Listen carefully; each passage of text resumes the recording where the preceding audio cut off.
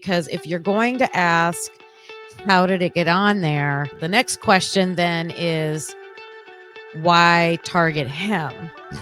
Why him? And went to a party, but Brian didn't hold any parties at his house. None of that's been stated in public. Yeah, it doesn't have to be at his house. So how does the K-bar knife get out? I don't know. How does it get out in public? Then I think that the defense is going to just pound home every chance that they get. How did you get my client's name? How did you arrest my client? Well, I'm saying it is a win for the prosecution because I think the defense was questioning who did it, when did they do it, how did they do it, especially when you land on 4 potential brothers way over here, and then all of a sudden you land on the father of the potential suspect. All that's out. It was bring your K-bar knife party, because in that town, I would not doubt it. All right. Let's go through this scenario. We're going to talk about college kin.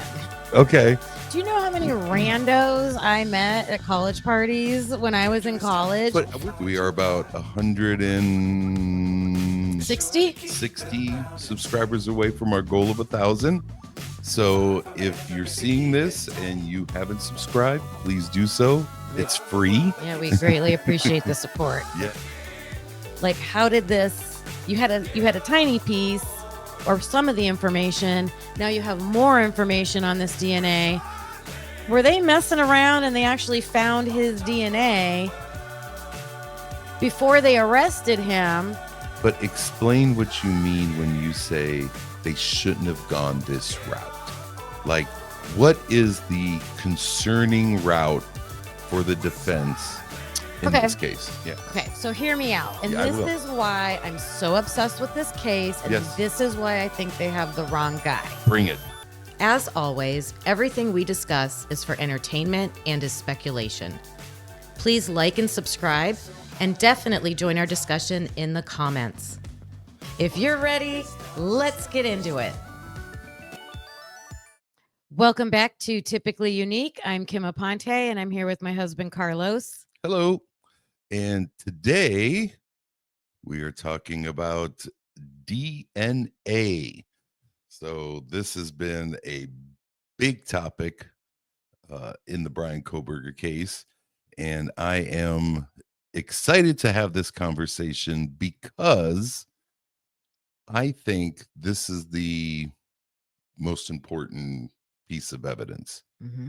And if there is doubt or the defense can bring in something that disproves this DNA, I really believe that there is a chance for Brian Kohberger to be found not guilty. So if the defense can bring something in. If the defense can do it. So I think the prosecution is pretty set on the, what do we call it? The Occam's razor. The simplest thing is true. Occam's razor.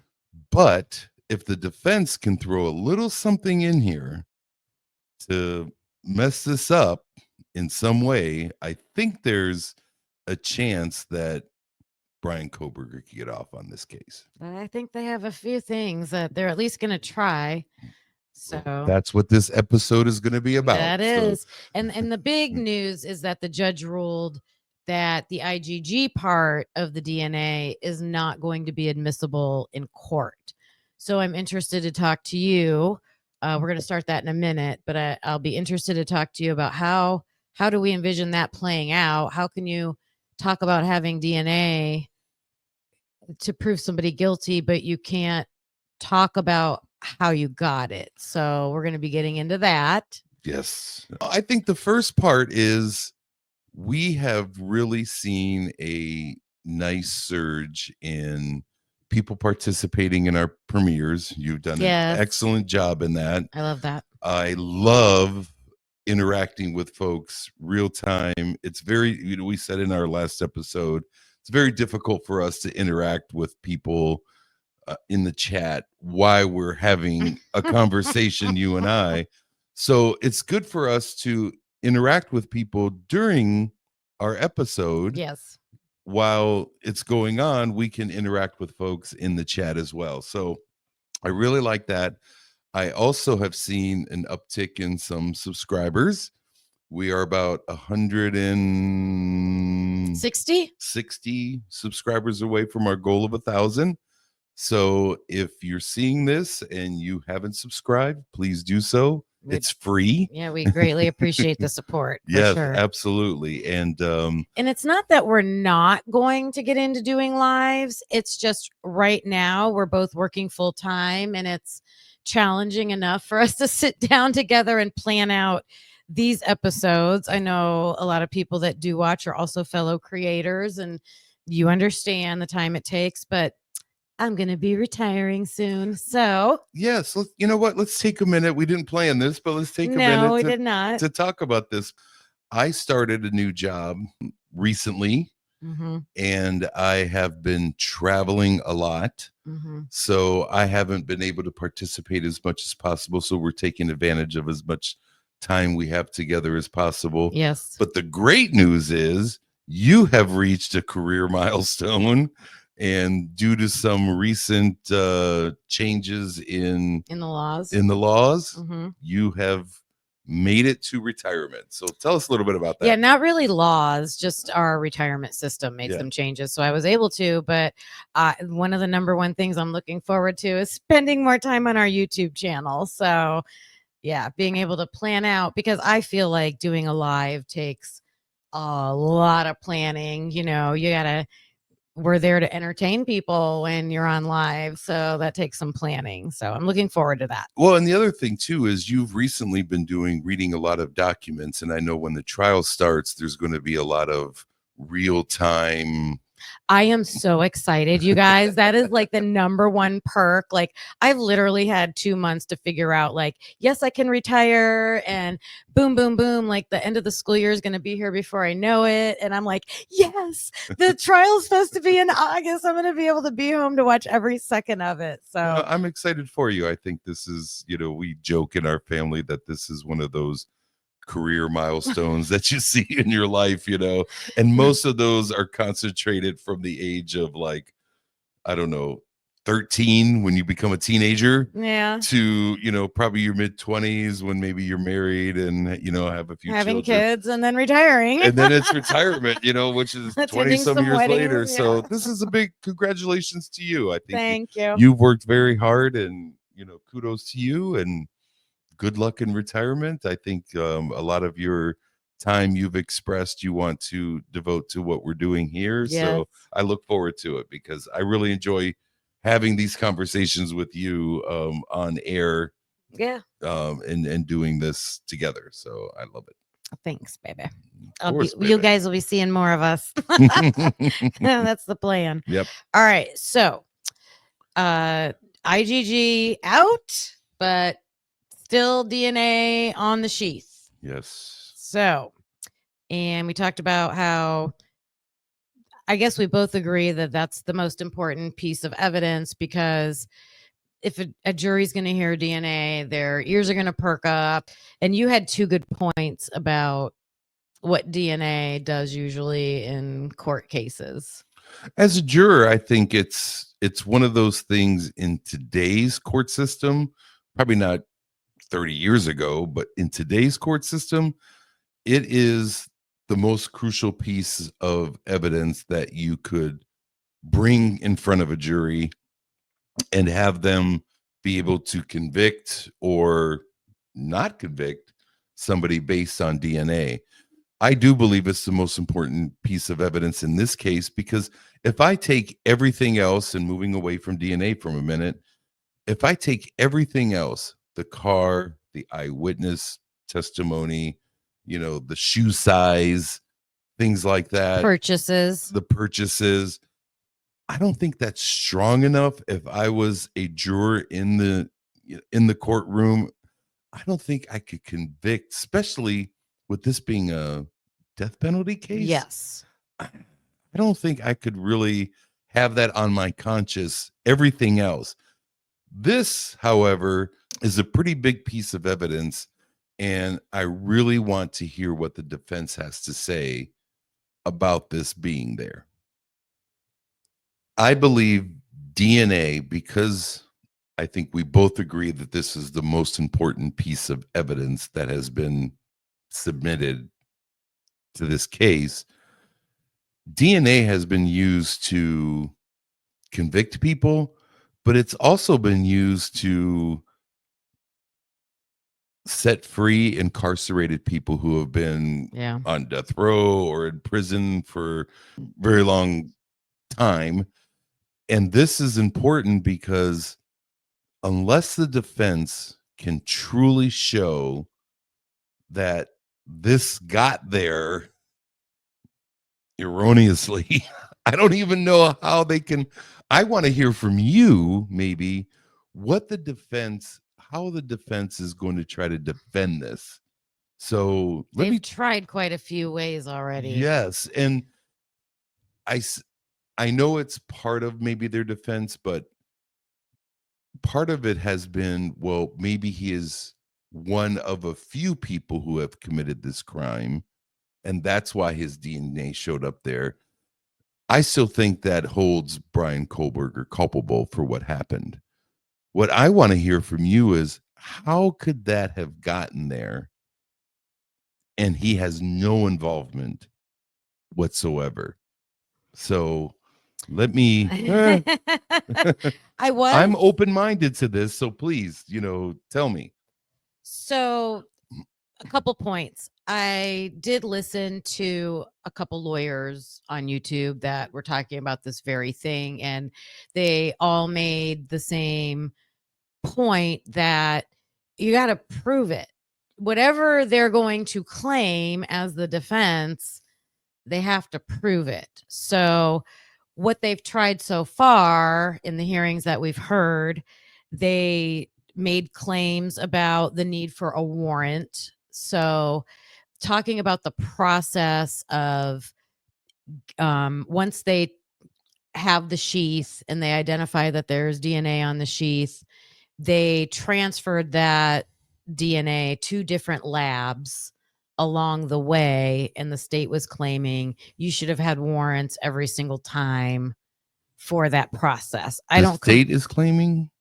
I'm sorry, the defense. Okay. Yeah, okay. the defense. The Okay, defense. Sorry. gotcha, I'm gotcha. speaking about the defense. Yes. Okay.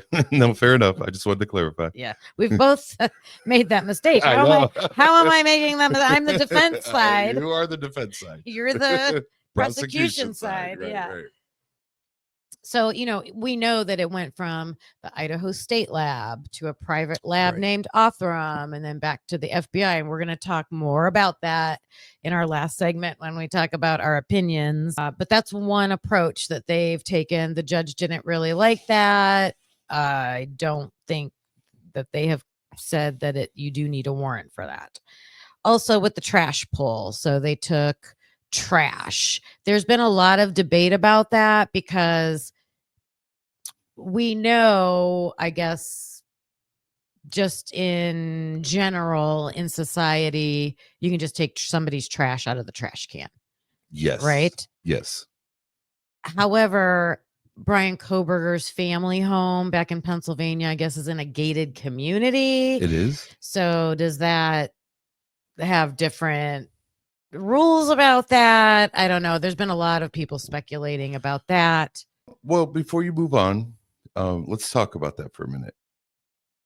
I don't believe that it's under any different rules, because once you take your trash to the curb and you are offering it to city services, then it's free game. And yeah. Go ahead. No, I think that's the discussion. Yeah. Like if you're in a restaurant, you throw a cup away, you're in public.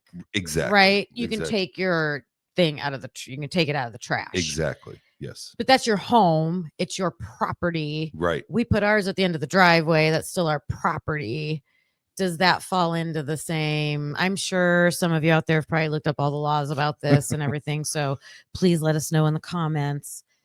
And we all know that HOAs have crazy laws and rules and things. So I don't know if that plays into it in any way. Well, it shouldn't, because, federal law or state law is going to supersede any HOA. Right. And I think once we offer our trash up to the curve to the city. to the city, then it becomes free game. And I believe in this case, even though the IGG's out, and I kind of want to bring that back in a little bit because I think the IGG drilled down to the father. As far as they could get, they were like the father of the potential suspect.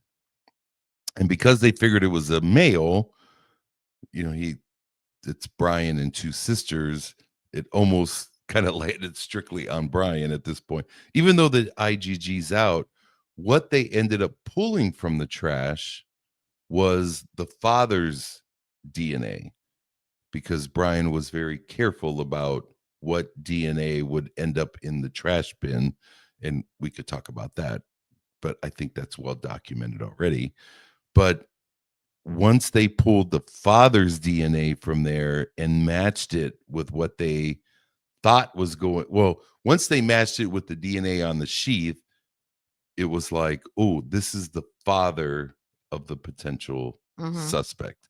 So that led them to get the final warrant or PCA or arrest warrant or whatever happened. The arrest warrant, because then once they arrested him, they swabbed his cheeks and then they said his directly matched. Correct. Yes. I just want to go back because I don't want to keep bouncing back and forth. But so how are they going to defend this? The first two that I brought up, I just think that that's the defense choosing like the lowest hanging fruit. What can we attack? We can attack, needing warrants. I don't know if they had very much faith that that was going to work or not, but they're just throwing everything they can at this. They're trying to defend their client. But another one they brought up was that it's a privacy issue. The judge took it as doing the search in databases. Like, are you trying to say I should protect your ancestors because we shouldn't go in there looking for, ancestry? Well, let me ask you about this because I think I know where you're heading with this. So the IGG is out. So how they got there, they're not going to be talking about during the proceeding. So I think this is a win for the prosecution that the IGG's out, because there was a lot of speculation about how did you get to my client? Let me see the work that you did in this. So all that's off the table, right? I don't know how to look at who it's a win for. I'm just trying to imagine every time they talk about the DNA, the defense is going to say, how did you get to my client off of that? And we know that the DNA went from the state lab, then it went to the private lab. The private lab, they started the genealogy. They got so far in the genealogy, supposedly they got to another branch of a tree with a different last name, right, with like 4 brothers on it. And then all of a sudden the FBI stepped in, which is curious. Right. Like, so I guess what makes everybody speculate about that is it those 4 names on that branch of the tree that makes the FBI go, oh, no, you got to stop right there? Or was it just simply coincidence that they happened to have the IGG that long? That's just how far they got. And the FBI decided, you know what, we're just going to take over. But that's all thrown out. So they're not going to hear any of this at trial. So to me, I think where there could be, hey, look over here at this shiny 4-brother object, no longer exists in this trial. Correct. So I almost feel compassion for the defense, because that is something they could have brought up during trial and said, wait a minute, what about these 4 brothers? What about this? And they're not going to be able to talk about that. Am I understanding that correctly, or am I wrong? I don't know if those 4 brothers, they weren't finished. Right. Is what my point was. Right. Just that's where they stopped. Why not let them finish? And my main point about this whole thing is the FBI isn't willing to show their work. Once they got it, nobody knows what they did. And my personal feeling that we're going to talk about again at the end when we get to our opinions, if you can't show your work, then it shouldn't be allowed at trial. So they're not allowing this in, so they don't have to show their work. Well, that's why it's a win probably for it's a win for the FBI, that's for sure. Well, and I think it's a win for the prosecution. Not to say that it's a right win. Oh. Exactly. And I don't think it should be that. There should be some challenge to this whole IGG, right? Genetic genealogy. Genetic genealogy. There should be some investigation into how people do this, because all I hear is it's a half art, half science. Mm-hmm. And I don't know if I can challenge the science portion of it, but I can certainly challenge the art portion of this. Yeah. And for that to be thrown out takes it straight from, I have a DNA profile. We arrested somebody, mm-hmm. took a buccal swab, and that matched. Yep. And that's where they're going to start this conversation. So for the defense, I'm upset about that, because I think there was, if I was a defense attorney, I would say there's a lot of nefarious stuff going on to get to this point, but you're just allowing me to talk about the sheath DNA to Brian Kohberger's DNA, and that was a match. And I think that's a little bit of a disservice to the defense. That's going to be hard for them to challenge. Yes. And I wanted to, leading into what you just said, or leading off of what you just said. So I went back and I was listening to one of the hearing parts where they were discussing this. Mhm. And Ann Taylor was talking about how, and we've talked about this, we do have a previous episode about the DNA, so I will link that here as well. There you go. We discussed different topics during that one. It's not just a repeat because we know more now. But we did talk back then about, remember how the SNP doubled in size? And we talked about that. Yes, Okay. yes. So during this hearing, Ann Taylor brought that up, Mhm. just that here's what happened. Right. Don't know why or how. And the judge made a comment. He asked her a question like, you're not saying that Mr. Kohberger supplied his own DNA into a database. Like, he didn't say, that's where he stopped. But I'm taking that he's implying like 23andMe or something like that.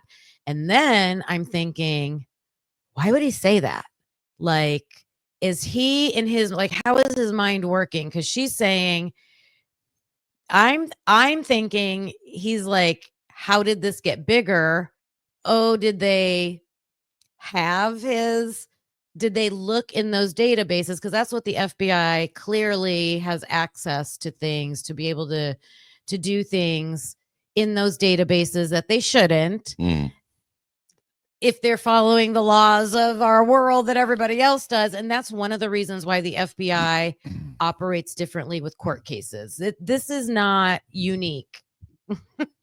A unique situation. There are many court cases where the FBI has been like, we can't show you what we did for different reasons. I heard a lawyer talking about maybe they have techniques where they're like recording people or placing wiretaps, and they don't want that out to the public. They don't want people to know like those techniques.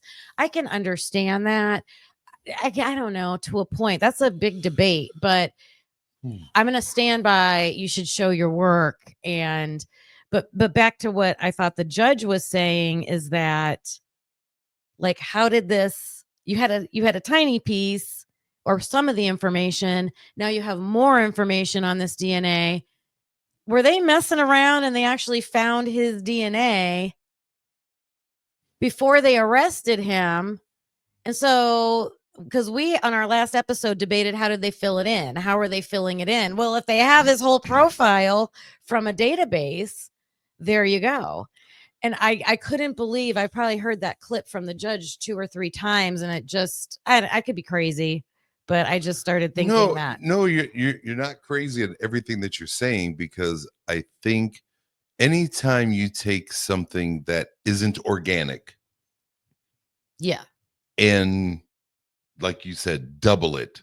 Well, right? DNA should be organic. DNA should be organic, but what you got from that sheath is organic. Yes. But doubling it in size to make it, right. maybe That's coming from somewhere. isn't as organic as the original sample testing that was done. Yes. So I'll give you that. Mm-hmm. I give you that as a juror, I may sit back and think, could the DNA profile change in the doubling process? And someone would need to explain that to me, that, no, this is linear, right? I am doubling this. I'm not adding into it and making it fit. Yeah. So someone would need to explain that to me, but that is well beyond my basic layman knowledge I don't understand of this case. So that would be a little, in my opinion, a little too far for the prosecution and defense to start arguing in court, because they would lose me. I would start I'd start snoozing out. When I heard the judge say that, like, for the third time, I'm like, is he implying they already had his DNA?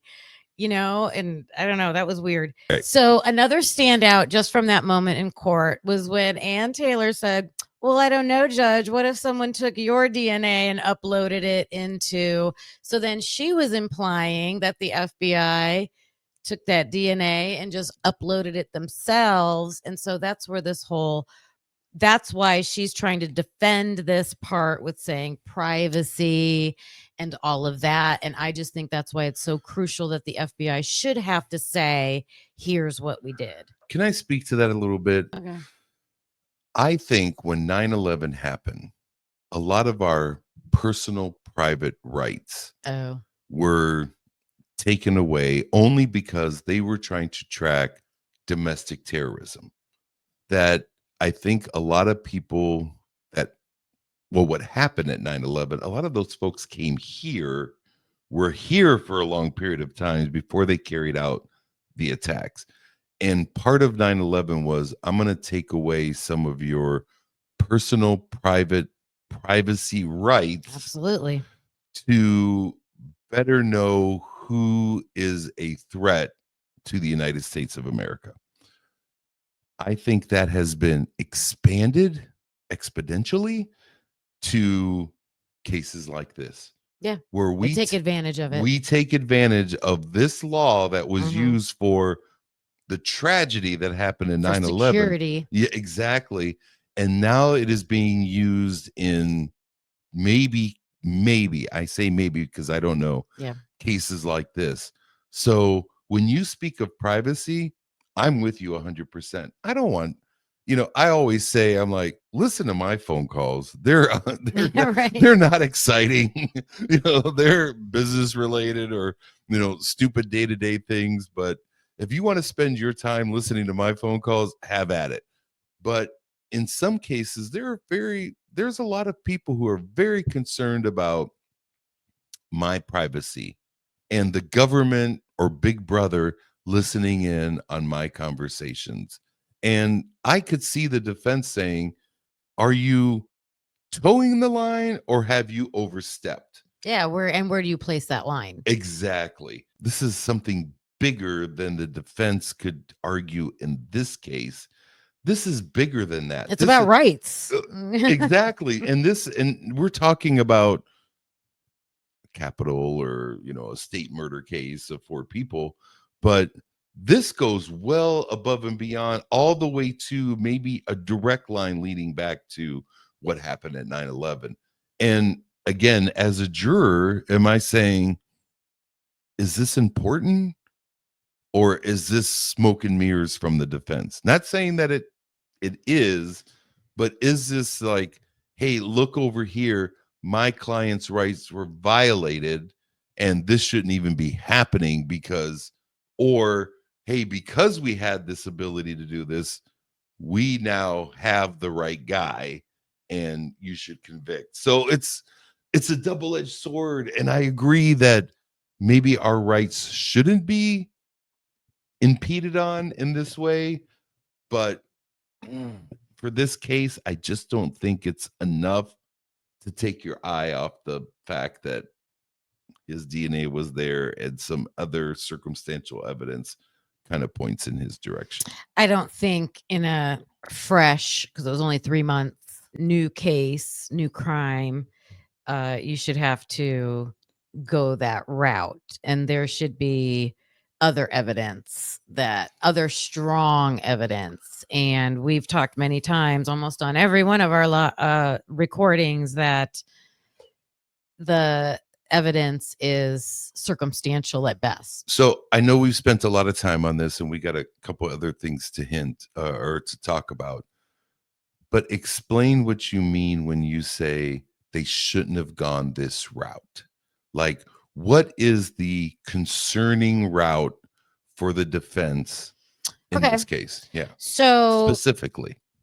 And it's kind of like what they're trying to say they did, but they didn't do, is you have evidence. It's 1000% his car. We have his driver's license. We know it's his car beyond a doubt at the house. We have phone calls to the girl, like whatever, solid evidence that they identified him with. So something, because the prosecutors haven't been able to say, here's how we got to him clearly. Right. You know, I agree. they haven't said that clearly. I agree. So there should be other solid evidence that we found him. We did great detective work. We found him. We arrested him. Mm-hmm. Then we swabbed his cheeks, mm-hmm. and then, hey, we have DNA on the sheath, and now we're gonna do that. They're trying to make it look like that, but that's not really what they did. So let me say what you just said, maybe in a different way. They took all the circumstantial evidence and said, this is solid evidence enough to arrest him so we could match the DNA on the sheath. And to the defense, you're saying all this other circumstantial evidence is way too light. Well, because why did they have to do the genealogy? Why did they have to do that? Well, because he wasn't in CODIS. To answer that question specifically. But the question always comes back to, how did they get his name? Well, they got his name through investigative genealogy, which you can't talk about at court. Right. So that's why I'm saying it is a win for the prosecution, because I think the defense was questioning who did it, when did they do it, how did they do it, especially when you land on 4 potential brothers way over here, and then all of a sudden you land on the father of the potential suspect. All that's out. Now it just becomes there's DNA on the sheath and the buccal swab upon arrest of the suspect matched. So then I think that the defense is going to just pound home every chance that they get. How did you get my client's name? How did you arrest my client? Was it the car? They're going to go item by item. Let's go through the car. How did you know it was him from the car? Are they going to be able to prove that? Was it what else is there? Well, besides the car? Well, let's start with the car. Okay. And we're talking about DNA. We're going to get back to that. Yeah. But if I had enough evidence to convince a judge to sign a warrant for arrest, I would say 99% of all vehicles in Idaho or Washington are mandated to have a front license plate.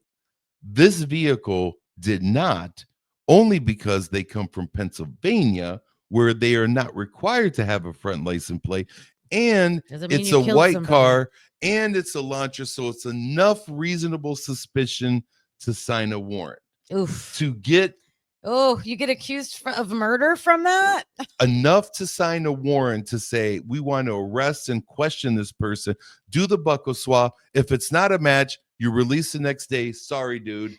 That's not an arrest. That's a person of interest, and we're just going to ask you to come in. That's not an arrest warrant. You don't arrest somebody on that. So that's one piece. And I give you the fact that that's weak. I give you the fact, but again, we're taking percentiles here.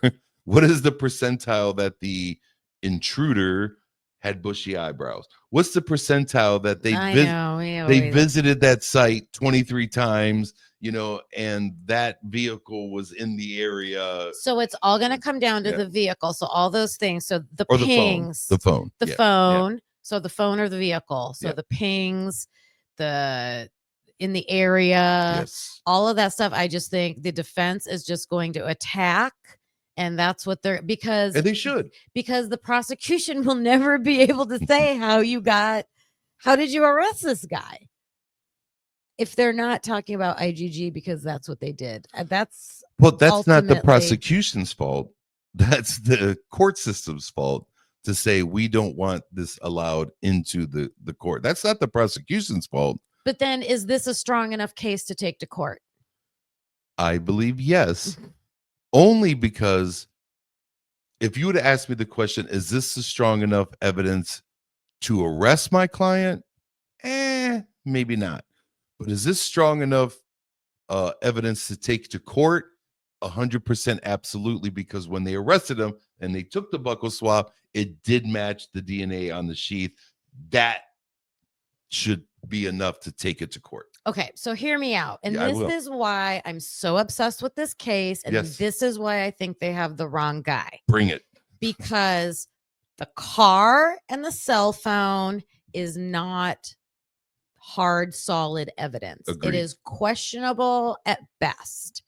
Agreed. And if that doesn't lead to Brian Kohberger 1000% that we've seen so far, Yeah. if that doesn't lead to him, and they only matched his DNA after arresting him, you can't just going around arresting people. Agreed. So it looks like they arrested him, then they got the buccal swab, then they matched it to the DNA, then they tried to pick and choose all these little pieces that they're trying to make match to this guy that they really don't have solid evidence on. And that's why I keep saying, until I see it, that's what it looks like to me.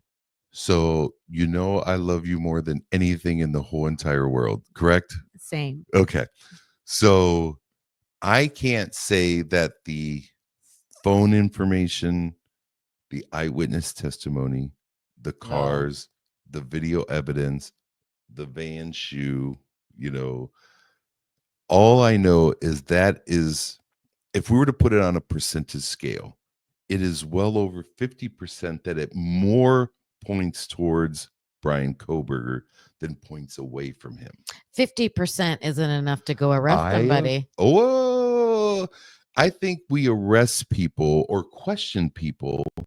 Questioning, not arresting. I think we bring people in yes. for a lot less circumstantial evidence than that. And sometimes you can bring people in to have a conversation, and part of that bringing them in is, hey, I'm not arresting you and I'm not going to put you in jail, but I did get a judge to say, I want to take a buccal swab of you. So yeah, and they could have done that. They could have done that, but again, this is potentially a suspect who has killed 4 college-age students in a college town in their home for no reason. It wasn't a self-defense case that we know of. Yeah. I mean, it wasn't a self-defense case, or anything like that. Whoever committed the crime went to their home and committed that crime, and probably through collateral damage unalived other people in that home. So this is this person, on a scale of, are they a menace to society, or can we leave them on the streets for a few more weeks, is the highest level of a menace to society, and we should incarcerate. Let's be safe than sorry. I agree 1000%. So that is another red flag to me, is why didn't they do that? If they were suspecting the car and they were suspecting the phone pings, bring him in. He didn't flee. He was there. His dad flew out and drove back home with him. You could have brought him in for questioning, like they did Richard Allen, you know, and asked for the swab. Now, could he have said no? Yeah, that'd been even more they could have got a suspicion. warrant to actually get the swab. I don't Absolutely. disagree. And then Yeah, you know I don't what? disagree with There that. would have been no road trip back to Pennsylvania. There would have been no cross country having to go there and pull trash. There wouldn't have been any of that because it would have been a complete match right then and there. But I think a lot of that happens simultaneously. So I'm not going to. No, they waited for him to get to Pennsylvania. But I'm saying I think a lot of that happened simultaneously. When the IGG finally came in and the warrant was finally written, they realized he's on the road. But you don't need the IGG. You already know you have DNA on a sheath. But didn't know We've who it got went this to. guy from Pullman, Washington that we're suspecting because Yes. he's got a white car Yes. and his phone Yes. pinged in the area.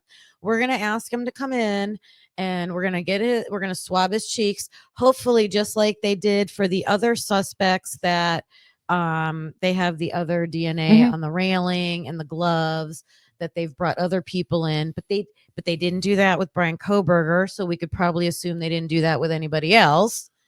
I don't understand why they would wait for somebody you suspect committed this crime. We're going to let you drive across the country, wait till you get back home across the country, and it's too weird. It's too weird. I am going to lovingly and respectfully just say that I think these things were happening simultaneously. If he would not have went cross country, I think a lot of that would have happened in Washington. So the crime happened November 13th. So yeah, they probably had 2.5 weeks because he was arrested December 23rd. So yeah, I guess I can give you that it was a short time period, but I don't know. A lot of people still suspect that they were onto that car like end of November, something like that. So I still think it's possible that you could have brought him in. And I will completely change my mind and I will come on here and say, you were right, Carlos, when we get all the information. I agree. And I'm not disagreeing with you're saying. I'm just what I think I'm saying in this particular case is I think they would have preferred to kept him in Washington, not go cross country and do everything that you're saying, pull his trash, not his family's trash, do all the things that they needed to do. But I think when they finally got kind of locked in really tight on Brian Kohberger, that's when the trip was happening. So it was just a matter of what was going on at the time. That I don't think they waited for that. I don't even think they knew that his father was going to fly in and take him across country. But so it could I hear be, what you're saying. And that's another thing that I'm looking forward to when I have more time, because there are a lot of creators on here that they've got like a lockdown timeline. Like they know those answers, like when's the date of all that stuff. So please share that if you know that in the comments. But there's one more thing about. Do you have anything else to say about? No, I was just gonna ask you, how will the defense defend them? That's what you've been talking about. Do you have anything else on your list that you would want to add to that? Well, so there's one other talking point that the defense has actually an expert in DNA, Bicca Barlow, on their team. I was a little disappointed in her. I don't know if it was just her. Everybody has a bad day. It could have just been a bad day. The judge was being, I felt, especially harsh that day. So I think I was just wanting to see some pushback and maybe a little louder, aggressive voice. Not, you don't want to upset the judge. I understand, but her talking points then, what they're turning to now is that the DNA on that sheath was touch or partial. So the judge had to rule an order. So they had these motions in limine asking, because the prosecution has a DNA expert who's going to try to predict, based on the amount, I guess, of this touch is the only way I can say skin cells, that she's going to try to say, based on the amount and where it's at, that she can make a hypothesis of like how it got on there and when it got on there, like length of time it could last or things like that. And the defense is like, no way, like the academic community in that field does not agree with that, and you cannot talk about that. The defense is saying you can't talk about that? Yeah, like you shouldn't be able to say that you have expert opinions on like how the DNA got on the sheath. Oh, okay. Okay. That's a little bit of a curveball. I'm processing that. I think what I wanted to respond to was there has been some information that's been out there. I don't know if it's in legal documents or not, that the DNA was not touch DNA. That it was blood? No, that it could be a skin cell. It could be, something a little bit more of substance than just a touch DNA. I don't know. This is the debate they're having. I would have to go do a deeper dive on this, but how do your skin cells get on there? You touched it, you rubbed against it, something like that. I guess they don't want the word touch, even though most experts interchange those words. It's implying that he was holding it, and they don't want that implication. So And that's from why. what I've heard, that it was a direct contact to the sheath. It wasn't I touched you and then you touched the sheath. So that's the opinions that this prosecution's expert's going to give. Okay. That the defense is saying that knowledge, that technology to determine that doesn't exist. So you can't say that because there's no way to prove it. You can't prove that. So, okay, understood. Then, and I guess there's ways that it could be transferred where someone else's DNA isn't part of that profile. So I get that. I just heard that all that defense posturing on that wasn't going to be allowed. So I think the judge ruled that they are going to at least try to refrain from using the word touch DNA. Okay. For that reason. Okay. And I think that the prosecution agreed to that. So okay. All you right, know, fair enough. yeah. Fair enough. I don't know if that's the hypothesizing part is a big deal about it. And I understand the implication of saying that, of touch, because you're just getting an image of him carrying it around in your head, right? He touched it. Exactly. Yeah. So other than that, how would it have gotten there? There's a ton of cases where, like, if you and I shook hands, or you just used a gas pump and then I picked up the gas pump, right, and that's transfer. Yeah. But do you still think that there's any nefarious things going on with maybe law enforcement, that it was planted? Is there still a planted theory out there? That has not gone away, because has the defense used that? No. And you would think, now both sides are not showing every single argument they have. Understood. And everything like that. And I believe we probably brought this point up on our last episode, that if Brian knew that he was with a buddy and the buddy showed him the sheath and he manhandled it, you would think he would come forth and say, hey, I was manhandling the sheath from Brent Kopaka, whatever. Yeah. So yes, do people still, that I haven't heard a lot of discussion. Maybe we should start that. Let's start that in the chat. How do we think that got on there?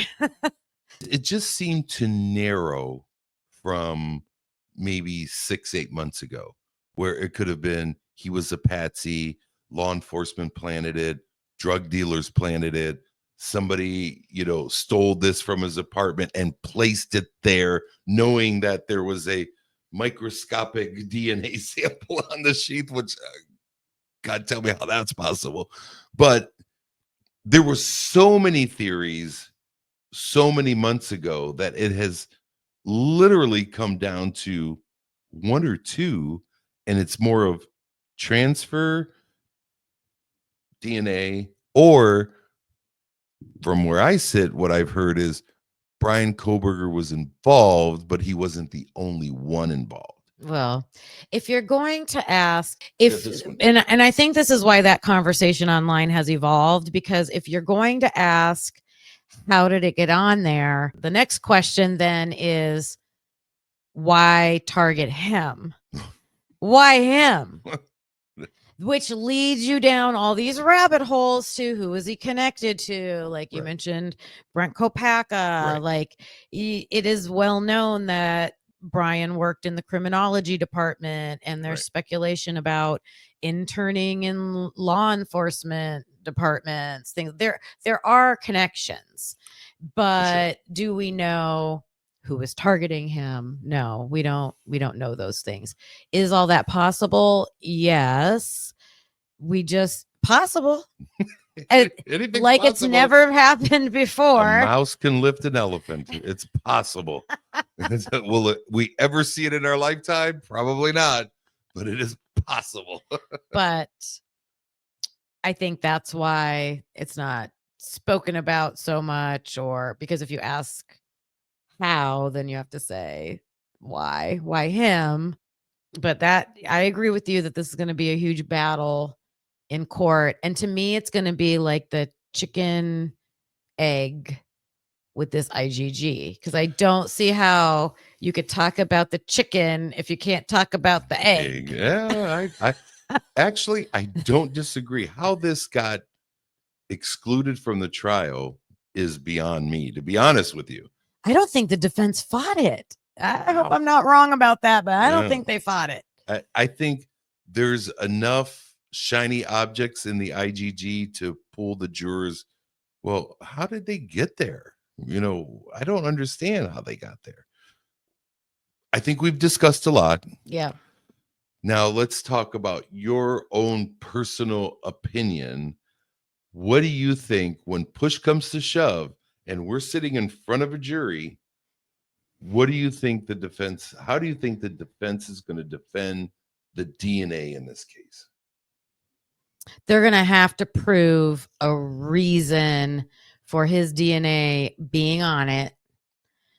Maybe by knowing, because they're going after alternative suspects, if it was stolen, if he knew somebody that could be a suspect. I don't know. They're going to have to prove how his DNA could have been gotten on there if he's not the one who did this. So you said stolen. I'm going to ask you a couple of questions. I'm going to call you on your defense. Mm-hmm. If it was stolen, then he's admitting that he had a K-bar sheath. They took they said a knife and sheath from his home in Pennsylvania, and I think there were several knives, and that would not be uncommon. Lots of those college kids, lots of people in that area had knives like that and machetes. It's just common.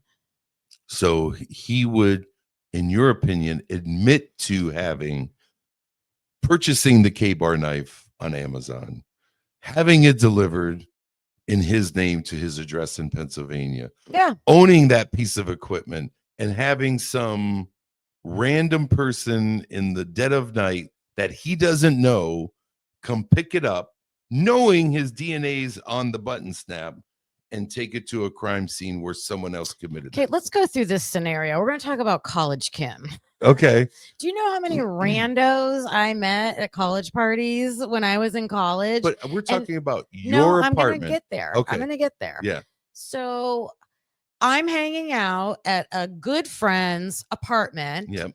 But there's all these random people there that I don't know very well, but my friend knows them, or a friend of my friend knows them.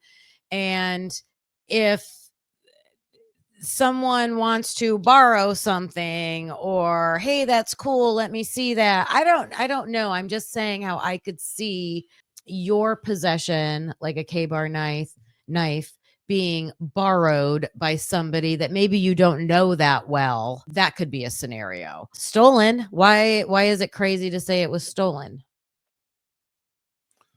Because, well, let me go back to the party. Yeah. I think there's only one party that Brian Koberger's ever been associated with, and it wasn't at his house. No, but there's maybe other associations he's had. Okay. I don't know if Brian lived alone in an apartment. I have a friend that lived alone that I Okay. hung out with, and we went to parties. You guys went out of the apartment and went to a party, but Brian didn't hold any parties at his house. None of that's been stated in public. Yeah, it doesn't have to be at his house. So how does the K-bar knife get out? I don't know. How does it get out in public? You know, is he wearing it on his hip? He's- Hey, look at my K-bar knife. He's bringing it to show. Showing, look at Maybe what I got. it was bring your K-bar knife party, because in that town, I would not doubt it. All right. My point is, Yeah. they're gonna have to prove it. Yeah. And that's a tough road to hoe. My personal opinion is, I sit there as a juror, and if everything stays linear without all these shiny objects pointing me in different directions, right? If everything stays linear, his DNA is on the sheath found at the murder scene. The defense has got to do a lot to come up with something. I don't know if your party idea is a good one, but they need to come up with something tangible, believable, that says this is how this sheath could have and probably was placed at the crime scene. So something believable to me would be he owned it. He gave it to a trusting somebody that he spent time with. They could have turned on him, gave it to somebody. That would be a believable scenario. And I don't remember hearing the defense deny that it was his. They haven't denied that it's his DNA. No. So that is telling me they probably do have a way to explain it. I hope they do. I just think a lot of that would have come out in a lot of pretrial hearings or discovery. To wait until the actual trial to bring out this new piece, unless all judges in this case said you need to suppress that. I just think that would have been what the defense would have been leading with. Whatever they were able to say in public or in open hearings, that would have been the very first thing I would have been hammering on. I haven't heard word one about any of that. So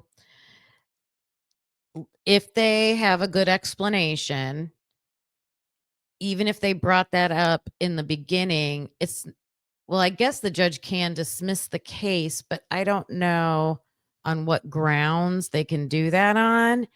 It's like it's heading towards trial. Juries have to make this isn't a bench ruling where the judge is like, yeah, you've convinced me he's innocent.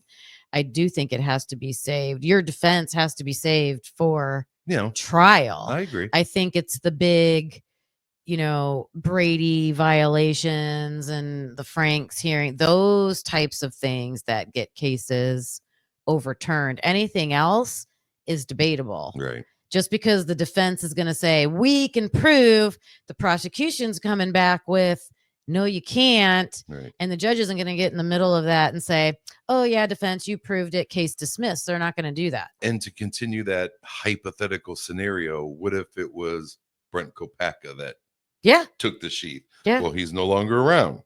Mm-hmm. So who's going to, defend or contradict that testimony? Or prove it or help prove it. Exactly. Because he could have said, yeah, I was the third party person that, gave it up. I don't know. This case is convoluted is my best word, but just to wrap this up, and I'll let you give your final thoughts about what the prosecution might do, but my opinion is back to, if you want to use something in court, you should show your work or it shouldn't be allowed. I think you're referencing the IGG. I don't disagree. Actually, I agree with the defense that if they were fighting to keep that in so we could challenge it, I would have hoped they would have been able to win that argument. Yeah.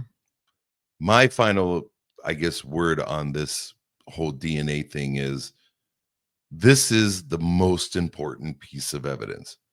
The defense better come strong and hard, because I have not heard anything outside of what you talked about, Franks and Brady, and, you know, were my rights violated, and the IGG and FBI and all these things surrounding it. But when it comes to brass tacks, there was DNA on a sheath and it matched the person they have in custody. You better come strong to create reasonable doubt. And I haven't heard anything up to date, except for some of those, you know, look at this.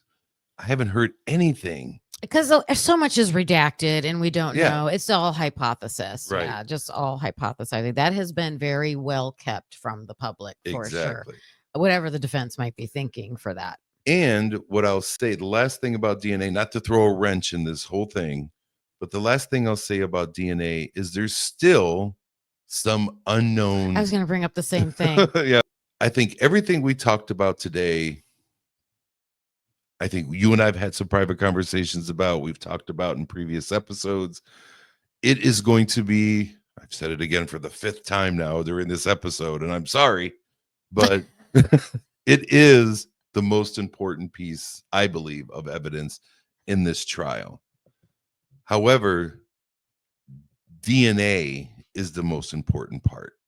Maybe not Brian Koberger's DNA and the sheath and all that.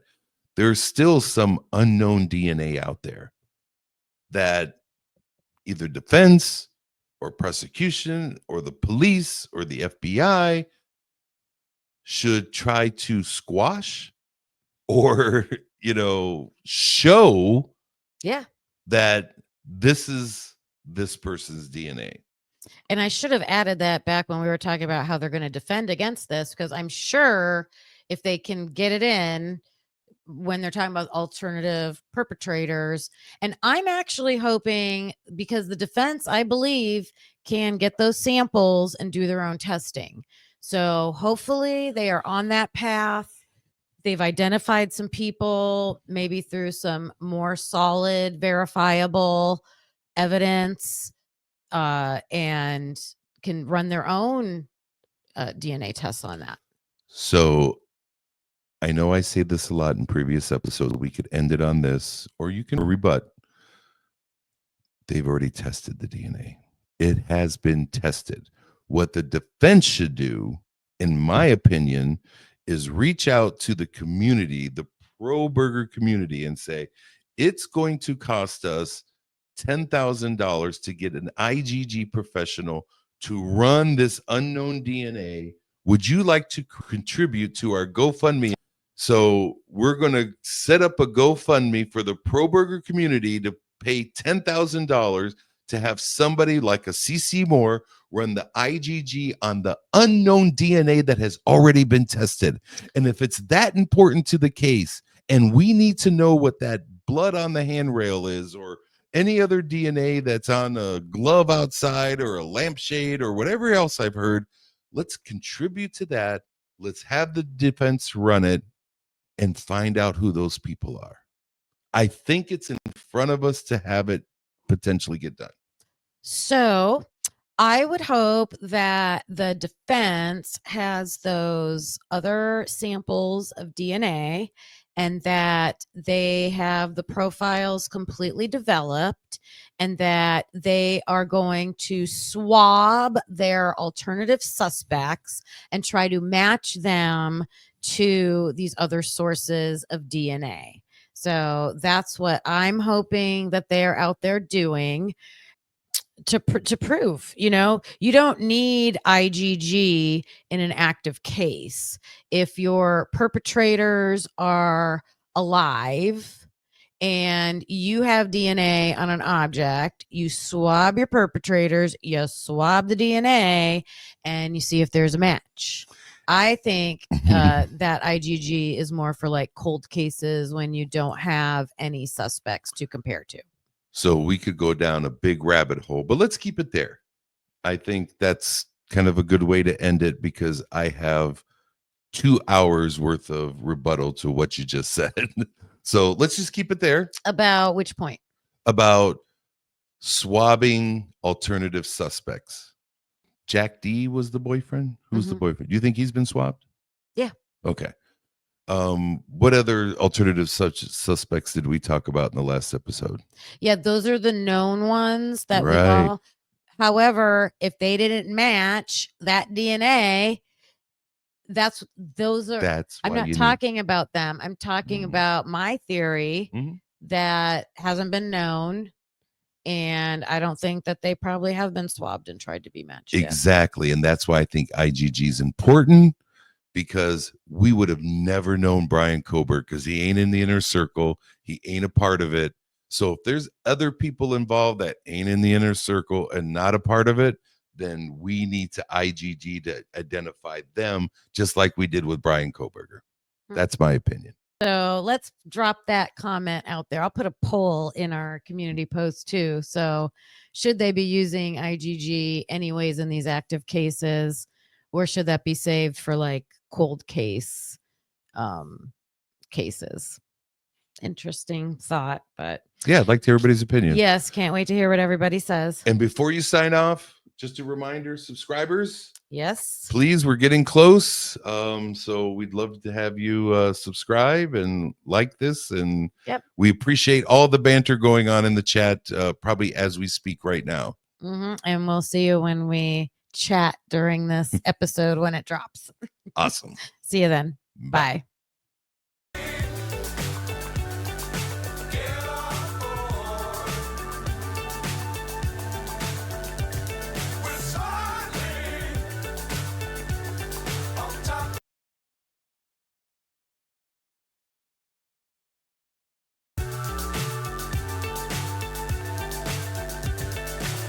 So high, I'm hypnotized. What's up is down, what's left is right.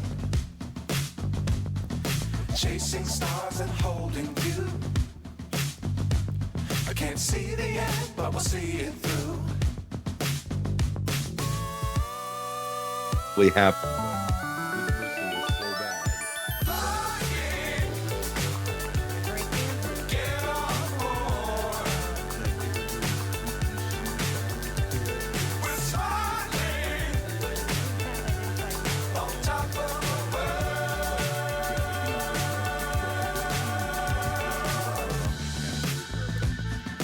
Dangerous times, don't fly too high. Saw a little bit of there. Be sure to keep the ground in sight. Fly forever if you keep it tight. Love the world and keep the sky on your mind.